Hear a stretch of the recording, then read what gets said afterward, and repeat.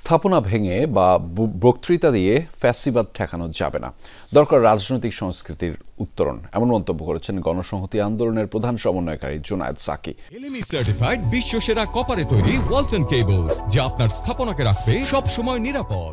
জাতীয় প্রেস ক্লাবে মাওলানা ভাসানীর মৃত্যুবার্ষিকীর আলোচনায় এই কথা বলেন তিনি। সাকি বলেন, দেশ নয়, দলের স্বার্থ বড় করে দেখা হচ্ছে। অনেকে এটি সিট পাওয়ার জন্য ছুটছেন। বর্তমান সরকারের কর্মকাণ্ড সন্তোষজনক নয় জানিয়ে গণ অধিকার পরিষদের প্রধান নুরুল হক নূর বলেন, এই সরকার নিরপেক্ষ নির্বাচন দিতে পারবে কিনা তা নিয়ে সন্দেহ আছে। পুলিশের সহায়তায় আওয়ামী লীগ নেতারা দেশের বিভিন্ন এলাকায় মিটিং করছে। অনুষ্ঠানে মাহমুদুর রহমান মান্না অভিযোগ করেন, অনেকে জুলাই সনদ চায় না এবং এ নিয়ে মিথ্যাচার করছে।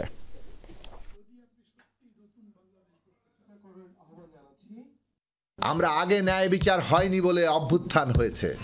কেবলমাত্র ফ্যাসিস্টদের গালাগালি করলে আর তাদের স্থাপনা উৎখাত করে দিলেই আমরা সমাজে ফ্যাসিবাদ তাড়িয়ে ফেলতে পারবো। রাজনৈতিকভাবে নতুন রাজনৈতিক ব্যবস্থা প্রতিষ্ঠা করতে না পারলে, ন্যায় বিচার প্রতিষ্ঠা করতে না পারলে ফ্যাসিস্টদের বিতাড়ন করা সম্ভব হবে না।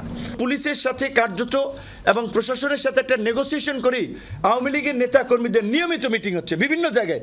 এই সরকার অভ্যুত্থানের সরকার হয়েও আওয়ামী লীগ এবং এই ফ্যাসিবাদের প্রশ্নেও একটা জোরালো অবস্থানটা নিতে পারে নাই। ভাওতা দিয়ে ভোট নিয়ে যাচ্ছে কিন্তু কাজ করছে না, তাদেরকে জনগণ থেকে দূরে সরিয়ে দিতে চাই।